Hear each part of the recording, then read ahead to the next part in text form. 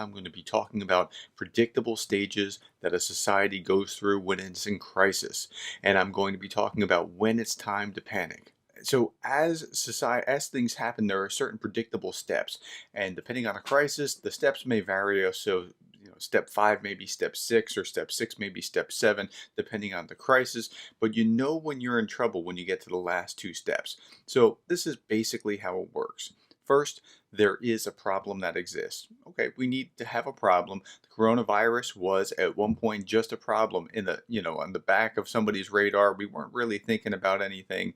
I remember when it was a problem over in China, and oh, the Chinese government's locking it down. Good, so it won't get out. But I really wasn't paying much attention to it, as it was just a problem. The news began to pay attention to. That's stage 2. As the news started to focus on it, we started to think more about it. Stage 3. So the stock market drops. The stock market is actually a good predictor of what's going on because they're pricing in problems that are going to happen in the future.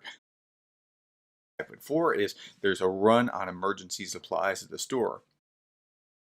Number 5, the Fed cuts interest rates. So when the Fed cuts interest rates, this is both good and bad. It's mostly bad, but it's good in a short-term sense, in the sense of accelerating the economy. It's bad with all the long-term consequences, but when the Fed starts doing this, beware. Okay, this is number 5. Number 6, if Congress starts to pass a stimulus package, you know something has gotten very bad. So number 7, when schools close, that's a sign. But when schools close for a snow day, that's not a big thing. But when they close for an extended period of time, number 7, you got to beware. Schools are closed for an extended period of time. Number 8, you don't see this very often. You only saw this shortly after 9/11. Public events are canceled. And other than 9/11, I don't remember when public events have been canceled. Okay, number 9, the Fed cuts interest rates to 0. Fed cuts interest rates to 0. That's a very, very bad sign for the health of society. It's also a great time to go buy a car. Okay, number 10, Waffle House closes. Now you think I'm making this up and I'm just being funny. Ha ha ha, Waffle House closes. No, but the FEMA actually refers to Waffle Houses to look at major national disasters, and looks at it and says, wait a minute, how many Waffle Houses are closed? It's called the Waffle House Index or Waffle House Matrix.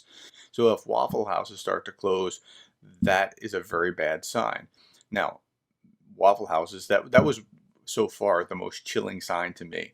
And so Waffle Houses closed. Mercifully, most of them are back up. Not that because I want to eat there, but because that's a sign that things have gone wrong.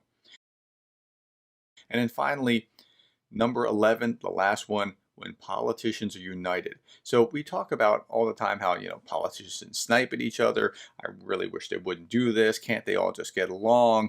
No, they can't get along. And not unless something is so overwhelming that they feel so threatened that they feel a need to circle the wagons. Perhaps the scariest moment in my living memory was on 9/11. Congressmen met on the Capitol steps after the attack, and they were saying a few somber words, and then they were about to break up, and then they spontaneously broke into God Bless America. You never see that kind of display of unity. That is when you need to panic.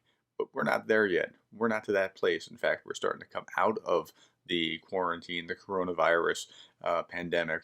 The good news is our politicians have signaled to us that by their petulant behavior that this is not as bad as it could be. Not time to panic. Hey, this is a shortened version of a longer podcast. I didn't want to play the entire one, but if you're interested, you can go to any place where you get podcasts, Apple Podcasts, Google Podcasts, Podbean, whatever, and just type in Leadersmith, Leadersmith, to hear the full version. By the way, there's one more that I just dropped on Friday, and that is where I interview a 46-year-old high school friend who just had the coronavirus and was hospitalized. He was in a coma for 8 days. If you want to understand what the coronavirus feels like, listen to that one. Hey, thanks for your time, and I'll talk to you next week.